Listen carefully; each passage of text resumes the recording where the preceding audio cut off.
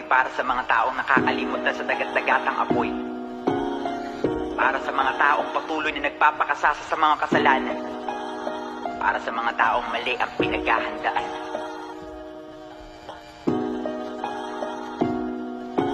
Kala mo lang, okay ka lang, pero mali. Hindi mo alam kung kilala mo lang. Kulang pa yan kung mahal mo siya, ay patunayan mo yan pagkat mahal ka niya. Walang pangamba, ang tanong, totoo ba na mahal mo siya? Pero bakit ka nun? Humahal mo siya, eh bakit wala ka namang ginagawa? Palagi mo sinasabi na meron kang dis, pero patuloy ka pa rin sa iyong mga kasalanan. Mga kasiyahang walang pakundangan, paglalasing mo at kahalayan, mga kalaswaan. Sa iyong bibig, mga pagmumurang masakit marinig. Lagi kang uhaw sa papuri ng iba. Sipin mo ang Diyos, kapuri-puri ka ba niya? Mga paglalantad mo ng kaluluwa at sa kalayawan, ikay tuwan-tuwa. Isang uri ng tao, di makapagpigil at kapag may tukso, gigil na gigil, bawat kasalanan, bungay kapahamakan. Di pa man yan ngayon, aanihin mo yan. Anumang ginawa mo'y susuklian, inabot ka na pero tinatangihan.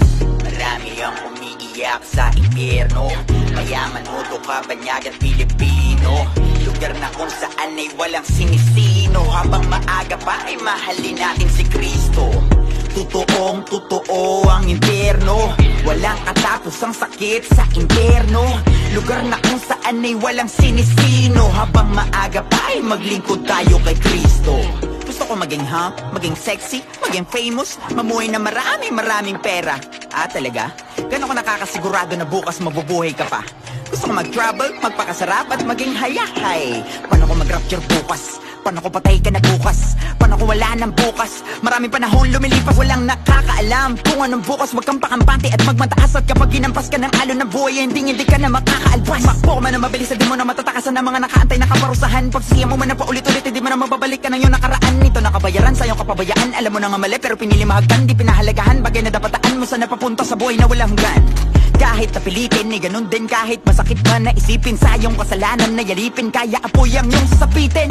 Masarap lang ang mali kapag hindi pa tuhuli. Tandaan ang kaligtasan ay di mo mabibili. Sigurado ka na ba na sa langit ang iyong punta o sa impyerno kung saan nakahanda ka matusta sa kasalanan? Gapos ka sa pagsamba ay kapos pa, huwag mong sayangin ang buhay na para bang pinupusa. Naliligaya kapag nandoon ka na, di mo na malaman kung paano at saan ka pupunta. Kaya tabang buhay ka pa, may pagkakataon ka pa matutong magpakumbaba at lumayo sa masama.